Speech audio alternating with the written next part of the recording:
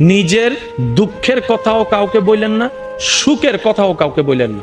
এমনও হতে পারে আপনার দুঃখের সে কথাগুলা আপনার সামনে অভিনয় করে যে আপনাকে বুঝ দিয়েছে, সে পিছনে আপনার সেই দুঃখের কথা নিয়ে হাসি ঠাট্টা করতেও দ্বিধাবোধ করে না, এমন অনেক মানুষ আছে।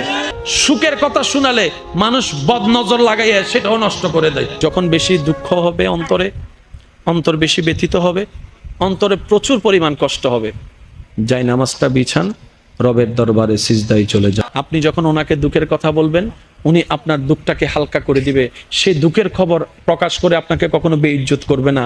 আর আপনি যখন সুখের খবর পেয়ে রবের দরবারে সিজদায় চলে যাবেন, তখন আল্লাহ তাআলা খুশি হয়ে আপনার সুখটাকে আরো বাড়ায় দিবে। লা ইন শাকারতুম লা আযীদান্নাকুম আয়াতের উপর আমল হয়ে যাবে। রব্বুল আলামিন দেখে দেখে আপনার সুখও বাড়ায় দিবে, শান্তিও বাড়ায় দিবে। বলেন না সুবহানাল্লাহ। তো দুঃখ যখন বেশি, সিজদায় মাথা লুটাই দেন।